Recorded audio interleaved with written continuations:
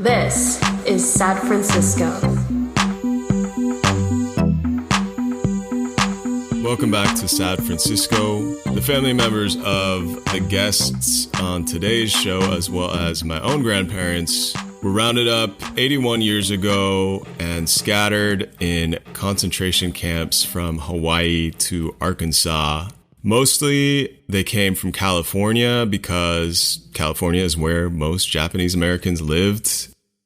When the president gave the internment order, Japantown SF was pretty much emptied out by the police and the National Guard, and Japanese Americans were allowed to pack 2 suitcases and forced onto trains, separated from family members, and plenty of people died while they were there in the concentration camps. Many more had died by the time Ronald Reagan paid $20,000 to survivors in 1988, which was a move that made white bureaucrats in Congress feel and appear really generous and gave a sheen of justice to the military-industrial complex and U.S. empire.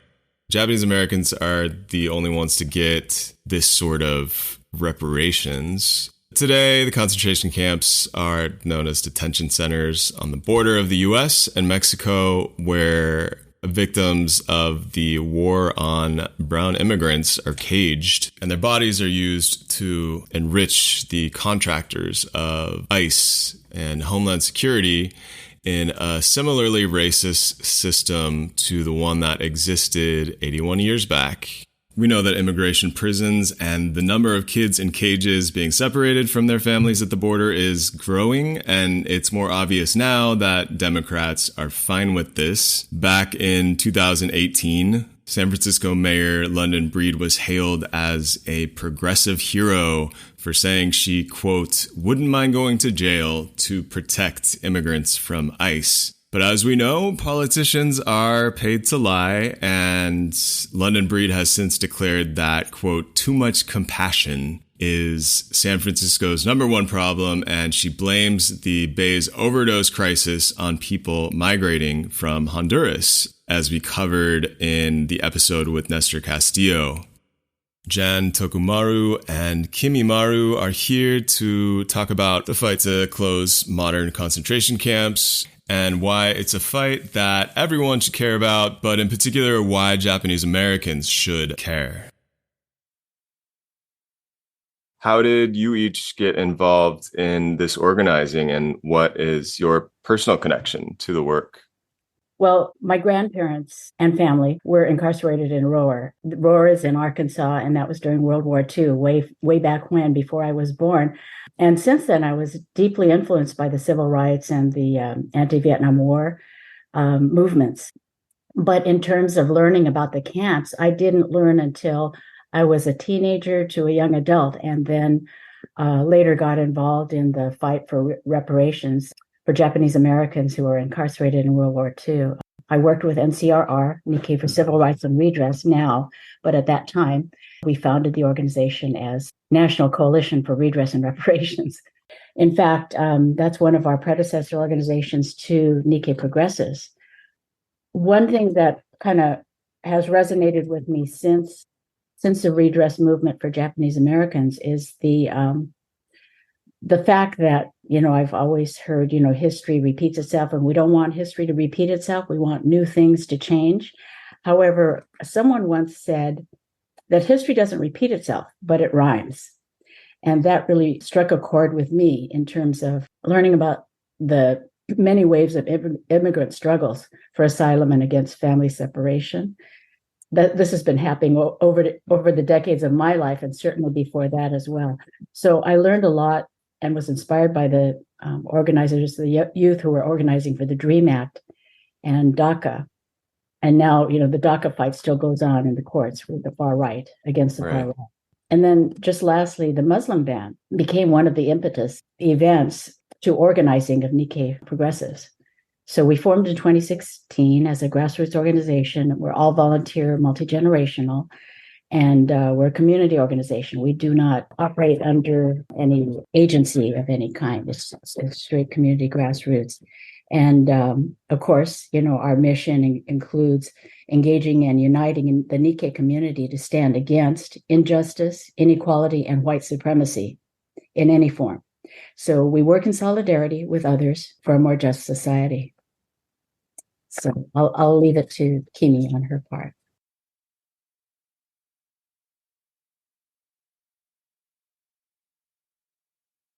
I guess my background is similar to Jan's in the sense that I also have parents and grandparents who were in the concentration camps during World War II and was also heavily influenced by the anti-Vietnam War movement.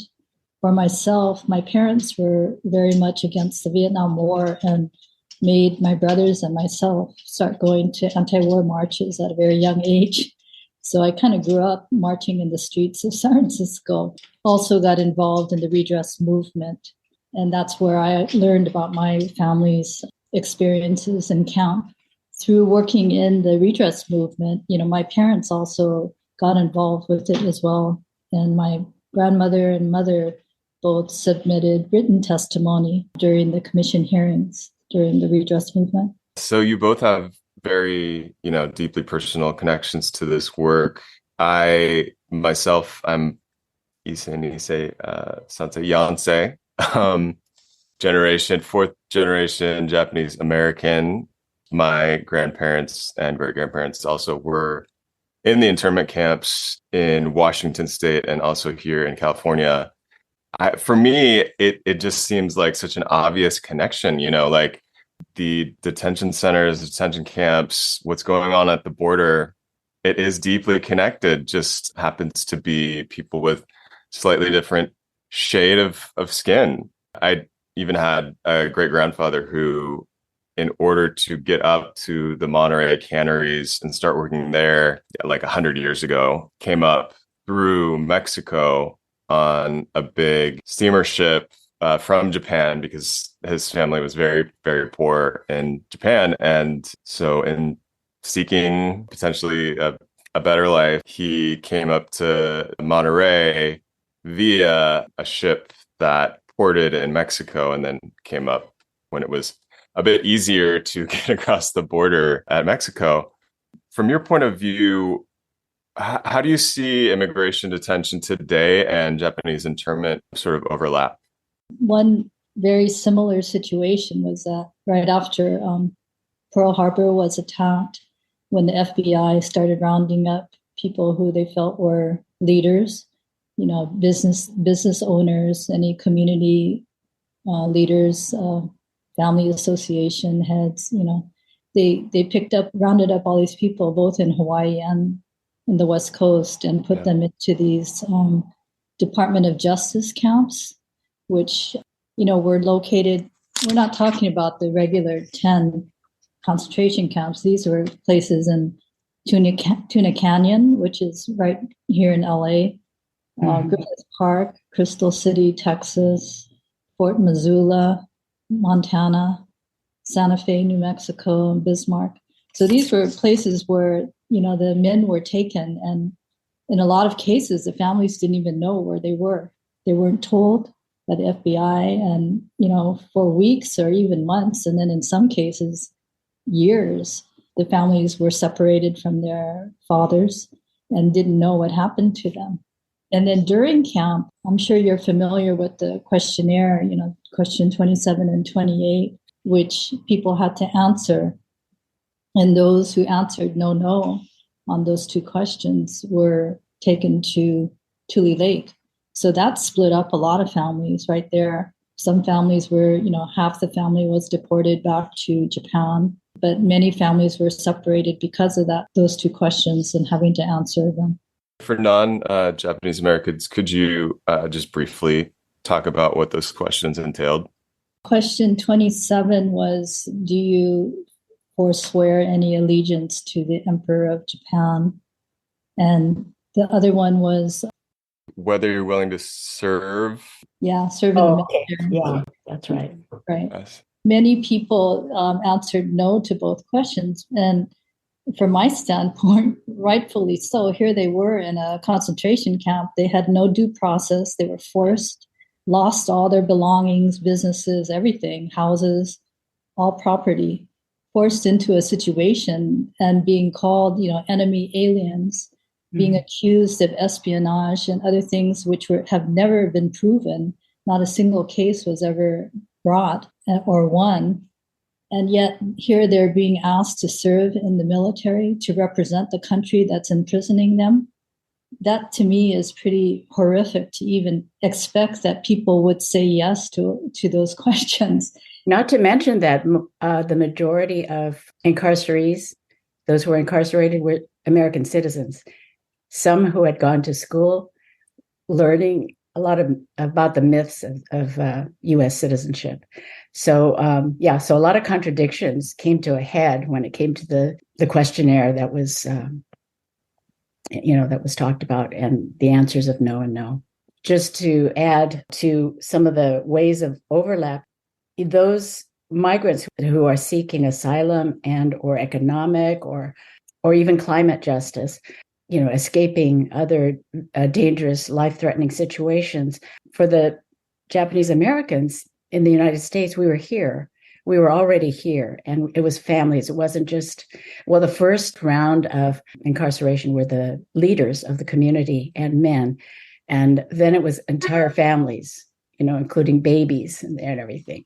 So that was maybe a little bit of a different origin, but this effect of family separation was still happening. It was forced incarceration, the injustice, as Kimi is saying, no due process, children included. Racial profiling, that's another overlap. Racial profiling has been going on in different forms and in different settings, not necessarily with incarceration or detention, but that is definitely one commonality. And the anti-immigrant policies that were generated during a time of real racist influence, as well as capitalist influence, because Japanese Americans lost so much property, not just property, but opportunity, lost education and professional lives. My father was here from Hawaii, and his family owned no property. But on my mother's side, it was a family farm in Central Coast, California. And although they didn't lose the entire farm, they did have neighbors who were kind enough to kind of be caretakers. And actually, they came out on more positively than many that I've heard of losing everything. But the farm was drastically reduced in size because their neighbor told them that they had to sell property off in order to maintain it. So it became a very tiny farm, but they still had something to hang on to when they came back. But the business losses, so many of the losses, of course, have not even been calculated. It was incalculable because the records were not such that it was easy to come up with. Sure. How much loss there was. I know there was a lot in Southern California, as it was brought up in testimony in the Los Angeles Commission on Wartime Relocation and Internment of Civilians hearings. There was someone who researched that, and he was testifying about it. There's also many, you can't put a number on the lives that were lost. Oh, yeah. So many people, people died in camp, women who were pregnant and who had babies lost their babies in camp because of the lack of medical care. And, that's something that's happening today with the immigrants who are coming to the U.S. and are being either detained at the border or in detention. People are dying. There have been children just in the last few years, children who were in ICE custody who died because they didn't get the medical attention that they needed. So, there are a lot of similarities. The migrants are coming to this country to find a better life, to start a new life, fleeing from, really terrible conditions, violence, all kinds of, situations in their own countries. The Japanese came to this country not so much because of violence, but because of a lot of economic reasons, needing to start businesses and find a better life, because many were poor and farmers. My family grandparents were from farming backgrounds and really poor. So they came to this country in the early 1900s looking to start a new life, hoping that they could, do better in this country. And I think that's what immigrants are thinking coming to this country too today. Yet what they face once they get here is so much discrimination and violence and hatred. I mean, there's just a lot of similarities that's been going on, between our communities. And I think the history of that kind of discrimination goes back for, Asians as well, starting with the Chinese Exclusion Act in the 1800s and stuff. They were the first set of immigrants who were basically stopped from coming into this country. Yeah, that was the first. I think it's known as the first immigration legislation that was anti-Asian. And I just want to underscore the fact that there's a motivation beyond the hatred is based on other things, like the profit motivation or I think profit motivation has heavily influenced some of the policies that have come up against Asians and other people of color. Right. Yeah. This kind of idea that there's only just enough and there are other people that are coming to this country that are going to be encroaching on, under capitalism, there's the idea that there is a limit on how much can be made. And of course, at the moment, the problem is that the scale is so jacked right now. The amount of people who own the majority of the means of production, it's the wealth.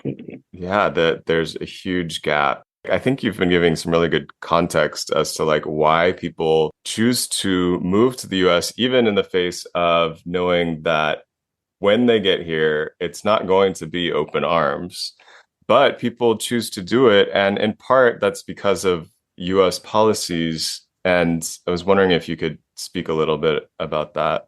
Just to start it off, and Kimi can add to it as well, the U.S. government has, I think it's fairly well understood among our community that the U.S. government has had a hand in global economics and politics.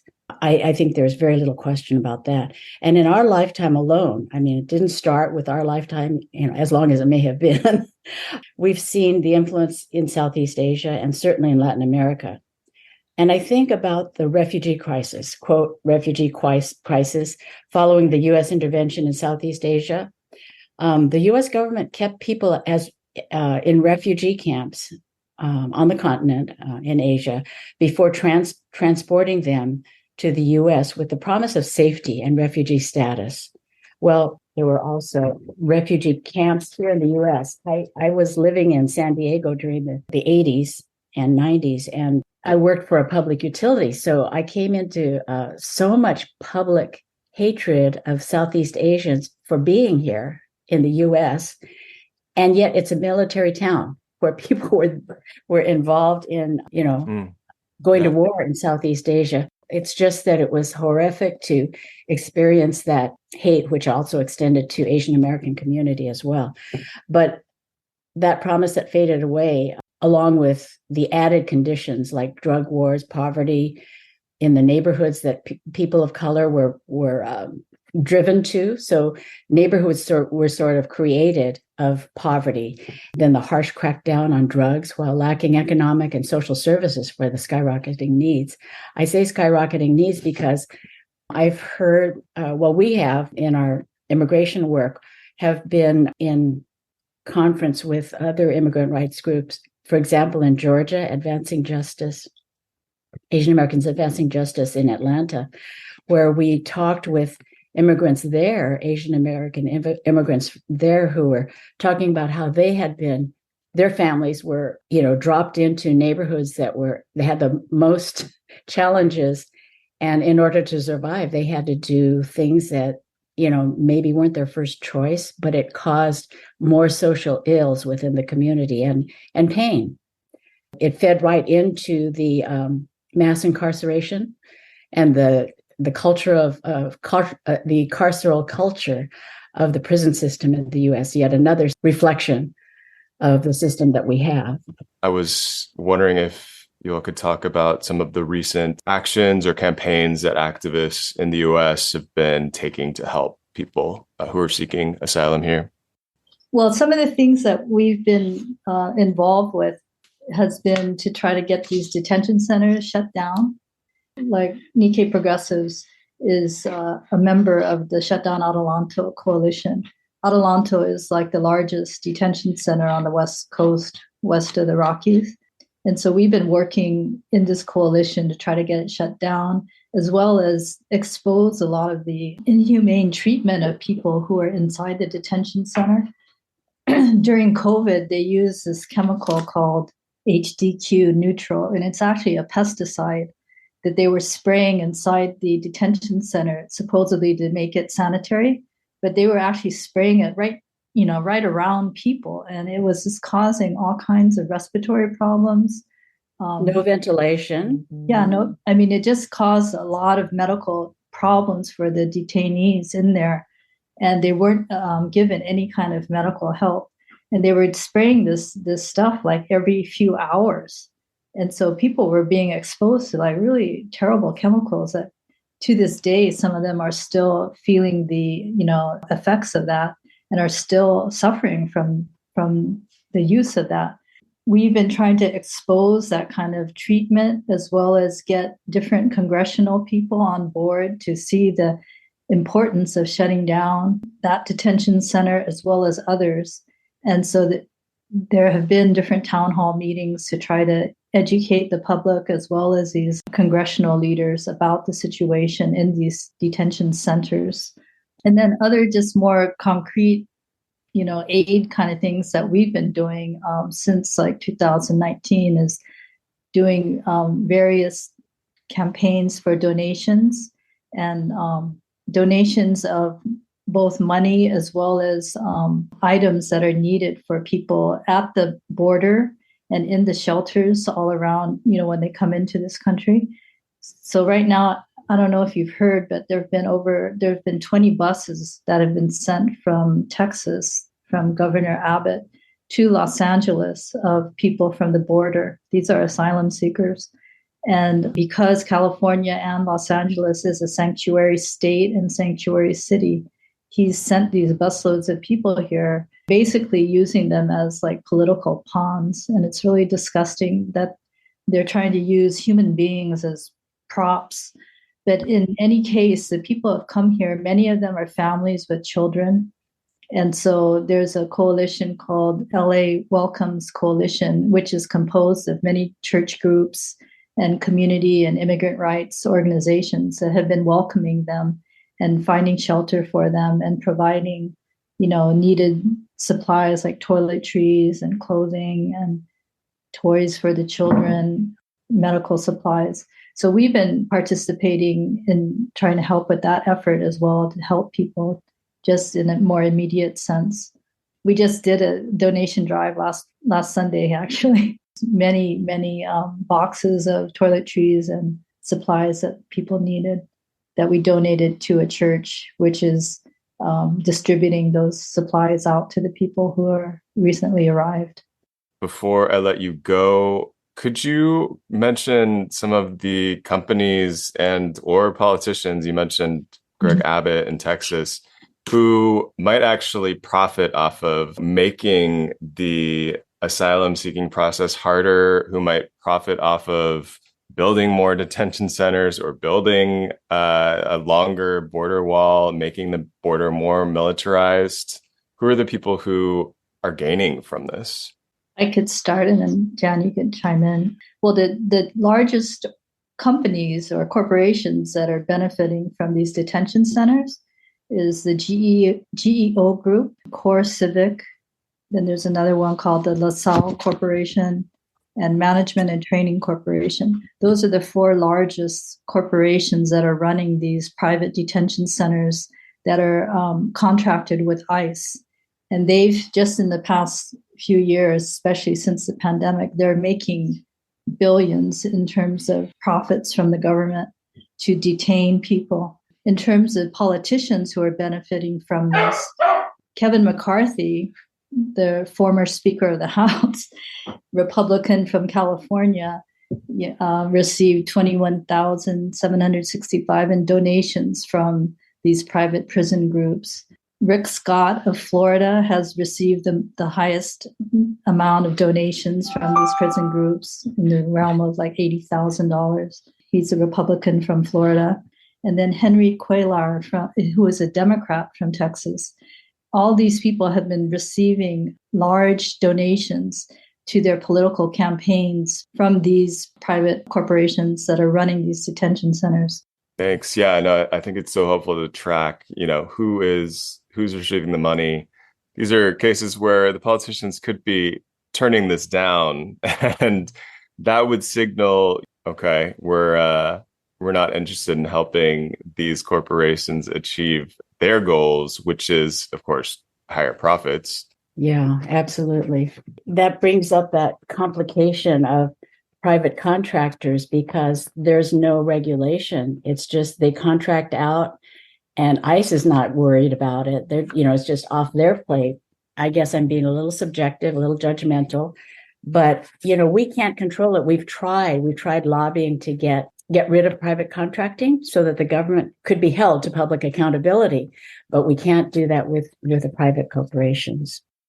Gavin Newsom has promised that he is going to discontinue all use of private prison contractors for like state operated prisons, but that is not necessarily going to include detention centers or halfway houses, for example, that are, being operated by places like Geo Group or Core Civic. Those are not covered under the new laws that he's passed here in California. I want to thank you so much for your work and for coming on the show. I was wondering also if you have ways that people can find out more or get involved or get in touch. People can visit Nikkei Progressives social media platforms or website to find out about some activities. And much of our activities are virtual. Another thing that people can do is participate in or even initiate organized mutual aid efforts. And by doing that, get connected with local folks who are doing work on the ground and organizing, and talk to your community networks, asking questions to learn more. But connecting with other folks of like mind is really important, and for us to have more conversations just in general. Agree, and we'll link to a lot of those resources in the show notes. Thank you again.